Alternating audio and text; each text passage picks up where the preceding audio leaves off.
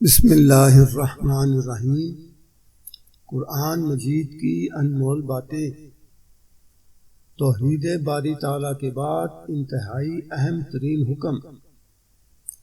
اور جب ہم نے بنی اسرائیل سے اقرار لیا کہ اللہ کے سوا کسی کی عبادت نہ کرنا اور ماں باپ کے ساتھ نیک سلوک کرنا، البقرہ آیت نمبر 83۔ اور عبادت کرو اللہ پاک کی اور اس کے ساتھ کسی کو شریک نہ ٹھہراؤ، اور ماں باپ کے ساتھ نیک سلوک کرو،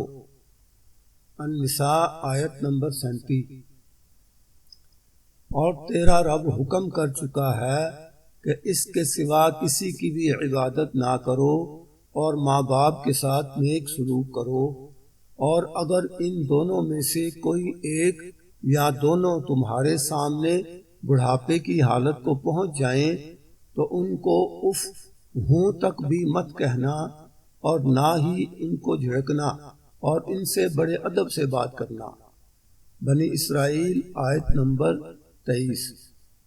اور ان کے سامنے شفقت اور انکساری کے ساتھ جھکے رہنا اور یوں دعا کرتے رہنا، اے ہمارے پروردگار تو ان پر رحمت کر جیسا کہ انہوں نے بچپن میں مجھے پالا ہے، بنی اسرائیل آیت نمبر 24۔ اور تمہارا رب تمہارے دل کی بات کو خوب جانتا ہے، اگر تم سعادت مند ہو تو وہ توبہ کرنے والے کی خطائیں بڑی کثرت سے معاف کرنے والا ہے، بنی اسرائیل آیت نمبر 25۔ اور جب کہا لقمان نے اپنے بیٹے سے اور وہ اس کو سمجھا رہا تھا کہ اے بیٹے، اللہ کے ساتھ کسی کو شریک مت ٹھہراؤ، بے شک شرک بہت بڑا ظلم ہے، سورہ لقمان آیت نمبر 13۔ اور ہم نے تاکید کر دی ہے انسان کو اس کے والدین کے بارے میں، اور اس کی ماں نے اس کو مشقت در مشقت اٹھا کر پیٹ میں رکھا، اور اس کا 2 برس میں دودھ چھڑانا ہے، اور یہ کہ میرا شکر ادا کرو اور اپنے ماں باپ کا اور آخر میری طرف ہی لوٹ کر آنا ہے، سورہ لقمان آیت نمبر 14۔ اور اگر وہ دونوں تجھے اس بات کا حکم دیں کہ میرے ساتھ کسی کو شریک ٹھہراؤ جس کا تجھ کو کوئی علم نہیں، تو ان کا کہنا مت ماننا، اور دنیا کے اندر ان کے ساتھ اچھا سلوک کرنا،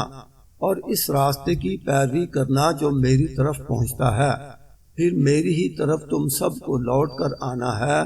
اور میں بتلاؤں گا تم کو جو کچھ تم عمل کرتے تھے، سورہ لقمان آیت نمبر 15۔ اور ہم نے انسان کو اپنے ماں باپ کے ساتھ نیک سلوک کرنے کا حکم دیا، بالخصوص ماں کے ساتھ احسان کرنے کا اور بھی زیادہ، کیونکہ اس کی ماں نے بڑی مشقت کے ساتھ اس کو پیٹ میں رکھا اور بڑی مشکل سے اس کو جنا، اور اس کو پیٹ میں رکھنے اور دودھ چھڑانے میں 30 مہینے ہو جاتے ہیں، یہاں تک کہ جب وہ بچہ جوان ہوتا ہے اور 40 برس کو پہنچتا ہے تو کہتا ہے کہ اے میرے پروردگار، مجھے اس کی توفیق دے دیجئے کہ میں ان نعمتوں کا شکر ادا کروں جو آپ نے مجھ کو اور میرے والدین کو عطا فرمائی ہیں، اور اس کی توفیق دیجئے کہ میں ایسے نیک کام کیا کروں جن سے آپ راضی ہو جائیں، اور میری اولاد میں بھی میرے لیے نفع کی صلاحیت پیدا فرما دیں، میں توبہ کرتا ہوں اور میں آپ کے فرما برداروں میں سے ہوں، سورہ احقاف آیت نمبر 15۔ یہی لوگ ہیں جن کے نیک کاموں کو ہم قبول کر لیں گے اور ہم ان کی برائیوں سے درگزر کریں گے، اس طرح پر کہ یہ جنت والوں میں سے ہوں گے۔ یہ اس وعدے کی وجہ سے ہے جس کا ان سے دنیا میں وعدہ کیا جاتا تھا، یعنی کہ نیک اعمال کا صلہ جنت ہے، سورۃ احقاف آیت نمبر 16۔ اللہ حافظ۔ السلام علیکم ورحمۃ اللہ وبرکاتہ۔ اگر ویڈیو اچھی لگی تو سبسکرائب، لائک اور شیئر کریں، اور اپنا خیال رکھیں۔ اللہ حافظ۔